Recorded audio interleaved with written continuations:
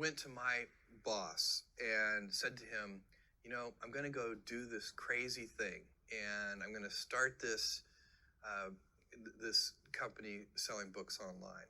And this is something that I had already been talking to him about in a sort of more general context. But then he said, let's go on a walk. And we went on a 2-hour walk in Central Park in New York City. And the conclusion of that was this, he said, you know, this actually sounds like a really good idea to me. But it sounds like it would be a better idea for somebody who didn't already have a good job. And he convinced me to think about it for 48 hours before making a final decision. And so I went away and was trying to find the right framework in which to make that kind of big decision. And, you know, I'd already talked to my wife about this, and she was very supportive and said, look, you know, you can count me in 100%. Whatever you want to do. You know, it's true. She had married this kind of, you know, fairly stable guy in a stable career path, and now he wanted to go do this crazy thing, but she was 100% supportive. So it really was a decision that I had to make for myself. And the framework I found, which made the decision incredibly easy, was what I called, which only a nerd would call, a regret minimization framework.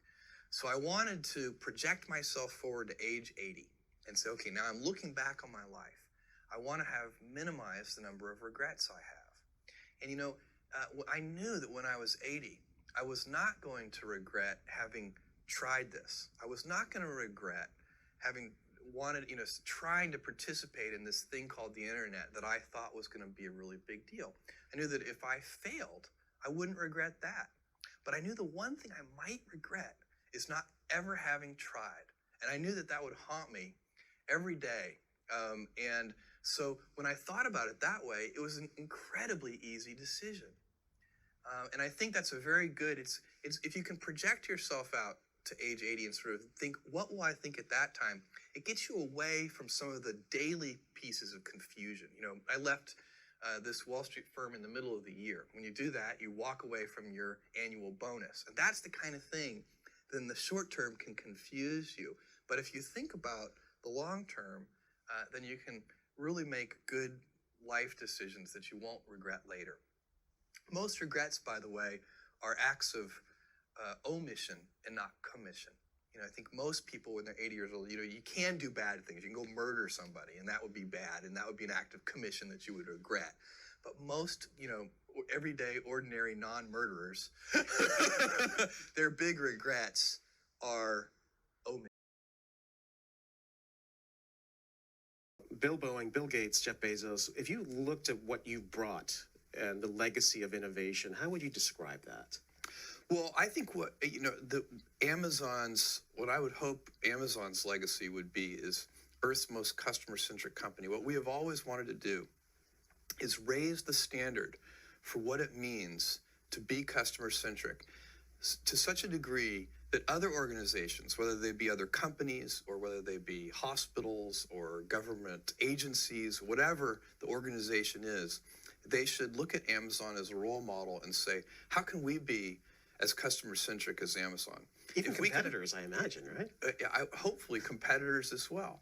But if we could make, you know, if that could be our legacy, that we kind of raise the general idea of what it means to be customer-centric, that would be a huge accomplishment. It would be accomplishing a mission that's much bigger than ourselves. Our mission has always been to be Earth's most customer-centric company. And by that I mean customer-obsessed instead of competitor-obsessed. And that is, sometimes we hire new employees at Amazon, and they come from a different kind of corporate culture, and they're a little bored because we don't wake up every morning with a competitive zeal to kill somebody else.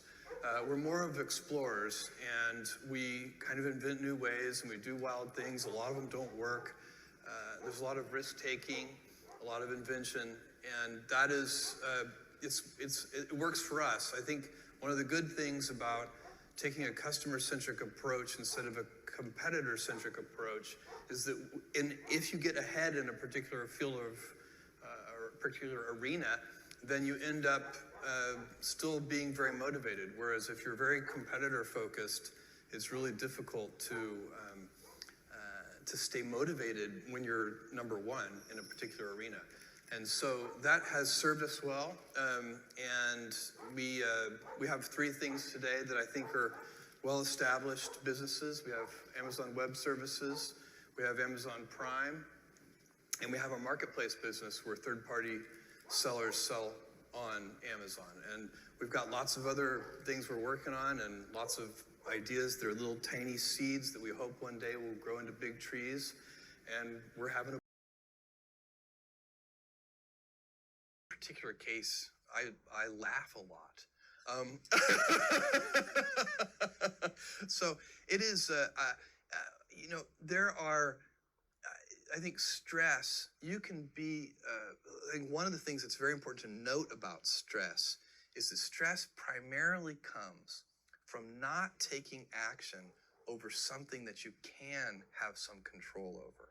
So if I find that some particular thing is causing me to have stress, that's a warning flag for me. What it means is there's something that I haven't completely identified, perhaps in my conscious mind, that is bothering me, and I haven't yet taken any action on it. I find as soon as I identify it and make the first phone call or send off the first email message or whatever it is that we're going to do to start to address that situation, even if it's not solved, the mere fact that we're addressing it dramatically reduces any stress that might come from it. So stress comes from ignoring things that you shouldn't be ignoring, I think in large part. So stress doesn't come, people get stress wrong all the time, in my opinion.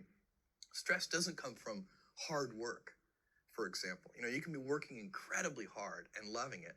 And likewise, you can be out of work and incredibly stressed over that. So, and likewise, if you kind of use that as an analogy for what I was just talking about, if you're out of work, but you're going through, a disciplined approach of, a series of job interviews and so on and working to remedy that situation, you're going to be a lot less stressed than if you're just worrying about it and doing nothing. I think it's very important to pursue your passions, and if you're doing that, the risks are often not as great as they seem to be. So for me, when I thought about, leaving my job and starting this company, I knew there was a good chance that it wouldn't work. But I also knew that when I was 80 years old and thinking back over my life, I would never regret having tried and failed, but I might regret having never tried. And when I thought about it that way, it didn't actually seem like methodology to that, because I think that's really important, especially for young people, to actually do that self-assessment and find that passion. Do you have any advice? I think that many kids and many grown-ups do figure out over time what their passions are. And sometimes we let I don't think it's that hard. I think what happens though sometimes is that we let our intellectual selves overrule those passions. And so that's what needs to be guarded against. Kids are very good about knowing what their passions are. I love that, because I think I've seen you describe this way, that you've always maintained that sense of wonder. I think that's what kids have, but we lose it somehow along the way. Yes, everybody, it's a gift if you can keep your childlike sense of wonder. And it helps with creativity, it helps to have fun. You laugh more and play more if you keep that childlike sense of wonder. Do something you're very passionate about, and don't try to chase what is kind of the hot passion of the day. I think we actually saw this. I think you see it all over the place in many different contexts, but I think we saw it in the internet world quite a bit, where at the sort of peak of the sort of internet mania in say 1999, you found people who were very passionate about something. They kind of left that job and decided, I'm going to do something in the internet, because it's it was almost like the the 1849 gold rush in a way. I mean, you find that people, if you go back and study the history of the 1849 gold rush, you find that at that time everybody who was within shouting distance of California was, they might have been a doctor, but they quit being a doctor and they started panning for gold. And that almost never works. And even if it does work, according to some metric, financial success or whatever it might be, I suspect it leaves you ultimately unsatisfied. So you really need to be very clear with yourself. And I think one of the best ways to do that is this notion of projecting yourself forward to age 80, looking back on your life and trying to make sure you've minimized the number of regrets you have. That works for career decisions. It works for family decisions. Do you want? I have a 14-month-old son, and it's very easy for me to, if I think about myself when I'm 80, I know I want to watch that little guy grow up. And so I don't want to be 80 and think, shoot, I missed that whole thing and I don't have the kind of relationship with my son that I wished I had, and so on and so on. So if you think about that, so I guess another thing that I would recommend to people is that they always take a long-term point of view. And I think this is something about which there's a lot of controversy. There's a lot of people, and I'm just not one of them, believe that you should live for the now. I think what you do is you think about the great expanse of time ahead of you and try to make sure that you're planning for that in a way that's going to leave you ultimately satisfied. So this is the way it works for me. And I mean, everybody needs to find that for themselves. So I think there are a lot of paths to satisfaction, and you need to find one that works for you. Work. So it's easy to have ideas. It's very hard to turn an idea into a successful product. There are a lot of steps in between, and it takes persistence, relentlessness.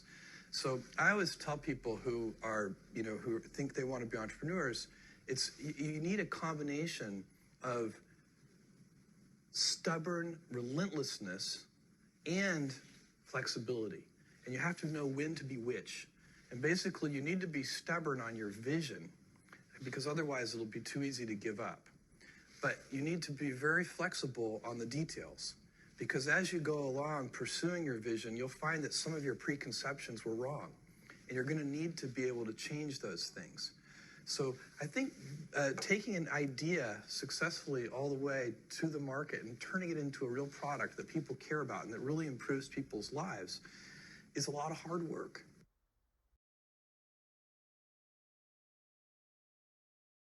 Business Review called you recently the most successful living CEO, and Steve Jobs obviously was listed as well. What does that mean to you as you consider your own leadership style? Well, I think if you look at the big ideas at Amazon, what we're really focused on is thinking long term, putting the customer at the center of our universe, and inventing. Those are the three big ideas, and they work well together. I don't think that you can invent on behalf of customers unless you're willing to think long term, because a lot of invention doesn't work. If you're going to invent, it means you're going to experiment, and if you're going to experiment, it means you're going to fail, and if you're going to fail, you have to think long term. So these three ideas, customer centricity, long-term thinking, and a passion for invention, those go together. That's kind of the Amazon cocktail. That's how we do it, and by the way, we have a lot of fun doing it that way.